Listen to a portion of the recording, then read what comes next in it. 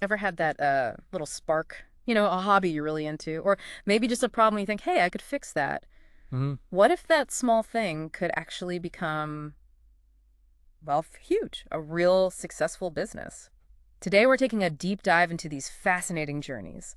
People across different fields who managed to build empires from what started, really, as just side hustles. Yeah, it's remarkable, isn't it? The origins are so varied. We've looked at articles from Tremhost News. They highlighted an African entrepreneur solving local infrastructure problems, which is great. Okay. Then Venture Smarter shares stories from like media moguls to fashion innovators. High Scaler goes deep into one specific online jewelry business.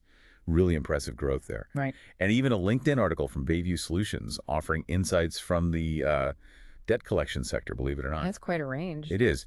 And our aim isn't just to tell the stories, but to really dig into why things worked, to pull out those key insights, the common threads that you listening might be able to apply. Exactly. So let's start at the beginning. Where do these ideas even come from? It seems like it's not always some, lightning bolt moment. Not always, no. Oh. Tremhost News points out that sometimes it's about seeing a local challenge, a real gap in your community, and thinking, okay, how can I fix this? Very practical. Mm-hmm. But then you have examples like Jane from the High Scaler piece. She was a marketing pro making jewelry just to de-stress. It was a personal passion first. Ah, okay. So something she loved doing anyway. Exactly. And that passion, that sort of intrinsic value she found in it, unexpectedly resonated with other people. And Venture Smarter brings up people like Oprah Winfrey. I mean, talk about a difficult start, but that passion for media was clearly there early on.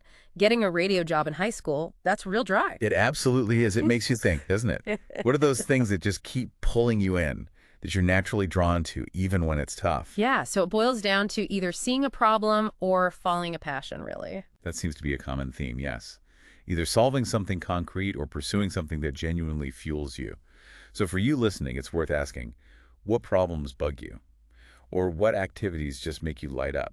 That could be the seed. Okay, so you've got the seed, that spark. What happens next? It sounds like most people don't just, quit their jobs immediately. Definitely not. That foundational side hustle phase seems almost universal. Tremhost News really stresses doing your homework first market research. Is anyone actually going to buy this or use this? Right, the reality check. Yeah. And starting small. Part-time hours, using affordable tools, basic website, social media, just testing the waters without betting the farm. And that story about Jane from High Scaler really hits this home. Building her online store while holding down a full-time job, learning product photography, marketing, customer service, all on the side. Imagine the hours. It really highlights the commitment, the resilience needed right from the start. You're juggling a lot. And Venture Smarter had Sarah Jenkins, right? Perfecting her jewelry craft first, just as a hobby alongside work, before even launching on Etsy. Exactly. So you see this pattern. Hmm. Bootstrapping, using what you have, and this real dedication, either to checking the market or just getting your product or skill really, really good in those early stages. So you're doing the side hustle thing, maybe getting a little traction, but it's not all smooth sailing, I assume. What kind of rocks do people hit early on? Oh yeah, plenty of hurdles. Our sources flag a few common ones. Tremhost News mentions funding, or lack thereof. Often it's just bootstrapping, maybe finding microloans or small local grants if you're lucky. Money's always tight at the start. Always. Then there's competition. You're probably not the only one with a similar idea, so you need smart marketing, something that makes you stand out your unique value proposition. What makes you different? Precisely. And then if things do start moving, you hit scaling issues. How do you handle more orders? How do you keep customer service good when you're busier? Streamlining operations becomes key. Right, trying to manage growth while you still have your other life, your job, that must be incredibly tough. Puts Jane's late nights into perspective. Totally. These early challenges are a massive test. Can you find clever solutions with limited resources? Can you bounce back when things go wrong? Okay, but the goal is to get past that, to grow. What strategies actually work for expanding beyond that initial phase? Several key things pop up. Tremos News talks about networking, like actively building connections. Other entrepreneurs, mentors, people who've been there, super important. Makes sense. Learning from others. And adaptability, listening to customers, being willing to tweak things based on feedback. Plus, investing smartly in marketing social media, maybe some local ads. And Highscaler's gains seem to really lean into the digital side, right? Investing in software. She did inventory management, sales tracking, email automation, getting systems in place, Yeah. plus optimizing her website SEO and using paid ads. That's moving beyond just posting updates. Ah, a more professional setup. Definitely. And Venture Smarter noted Sarah Jenkins using Instagram and Pinterest really strategically, Yeah. building a following, getting fashion bloggers interested, using the right platform for her product. So it's about moving from just being online to actively using online tools for growth. Exactly. Becoming more sophisticated in your approach. But just getting eyeballs isn't everything, is it? How do you build that connection, that loyalty? Branding must be huge. Oh, absolutely crucial. Huskiller makes a great point. A logo is just the start. Real branding is about the story. Why are you doing this? What are your values? Jane shared her journey, the inspiration behind her jewelry. That authenticity factor. People connect with stories. They really do.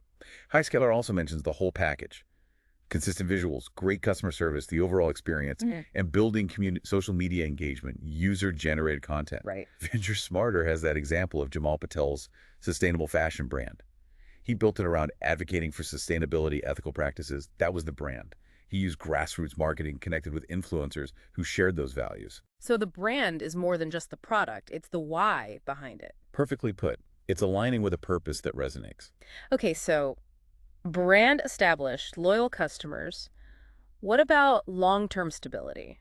Just relying on that one initial thing feels risky. It can be. And that's where diversifying income streams comes in. Highscaler's Jane's a good example again. She didn't just sell jewelry forever. What else did she do? She launched workshops, teaching jewelry making, collaborated with influencers to reach new audiences, started a blog to share her knowledge. Ah, smart. Leveraging her expertise in different ways. Exactly. Creating new revenue streams based on what she already knew and the audience she'd built.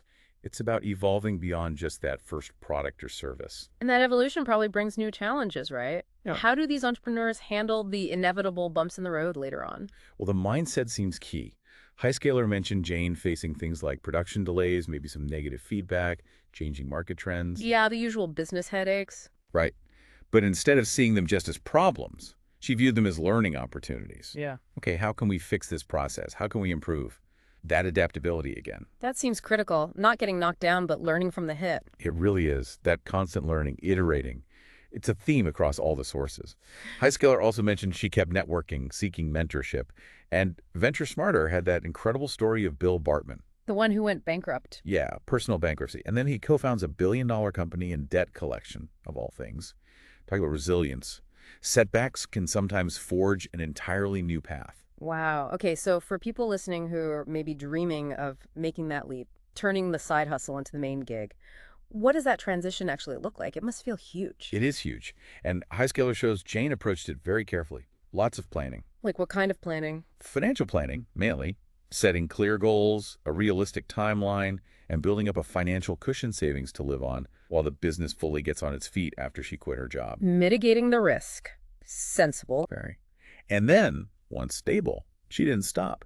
She looked at global expansion, international shipping, translating her website, and kept learning online courses in advanced marketing, e-commerce, business management, using analytics to make decisions. It's a calculated step, not just a hopeful jump. It sounds like a major turning point, but one built on a solid foundation. Exactly. What's really striking is seeing these same principles play out across so many different types of businesses. Venture Smarter gave a whole bunch of examples, didn't they? They really did. It shows how universal these ideas are. You've got the online retailers like Jane and Sarah Jenkins proving the power of online platforms and branding. Then Oprah in media personality plus business smarts. Howard Schultz with Starbucks vision and social responsibility in coffee. Mark Nguyen using tech for app development. Maria Rodriguez bringing passion to the food industry. It's a great list. Jamal Patel in sustainable fashion, showing the rise of ethical business. Emily Chen building community and wellness. Juan Ramirez tackling social problems through entrepreneurship. Wei bridging cultures with consulting. Even Duan Chang taking Forever 21 from a small start to huge physical retail. A really diverse set of industries. Absolutely. And you mentioned the debt collection industry earlier, which Bayview Solutions covered. How did those principles apply there? It seems quite different. It does seem different on the surface, but the core ideas hold up. Bayview's article mentioned Bill Bartman again, but also Linda Russell and Anthony Marino. Bartman's angle was treating debtors with respect, quite innovative. Interesting approach. Russell used her healthcare background to inform her strategy. Reno really focused on technology and data. But even in that specific field, what came through was, again, resilience, strategic networking, using technology effectively, and a commitment to ethical practices. Those same threads reappeared. So, boiling it all down, after looking at all these stories, all these different fields, what are the absolute must-haves, the common threads that really tie success together? Bayview Solutions actually had a neat summary that fits perfectly with everything else we saw. First, Right. resilience and adaptability. You will hit bumps. Can Well, you learn and pivot? okay, number one.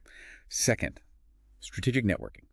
Building and using your connections purposefully. Third, technological integration. Using tech smartly to boost efficiency, reach, gain an edge. Makes sense. And fourth, maybe the sleeper hit. Ethical practices. Building trust, acting with integrity. It matters in the long run. These aren't just buzzwords. They're tangible actions we saw again and again in these success stories. Resilience, networking, tech, ethics. Got it. So for you listening, maybe with that idea brewing or that project you work on late at night, what's the big takeaway here? I think the core message is it's possible. Building something really significant from that side hustle, it's absolutely doable, whatever your field. But it takes that mix, the right mindset, that passion plus focus, combined with smart strategies and just plain old perseverance. And crucially, remember, it's probably not going to be a straight line. Expect the twists and turns, learn from them, and just keep putting one foot in front of the other. Great advice. And maybe a final thought for everyone to chew on. Think about that spark you have or that side project you're working on right now. What's one small thing, just one tiny step you could actually do today to move it forward, even just a little? Think about those threads we talked about: resilience, connections, tech, values. How could you weave one of those into your next move?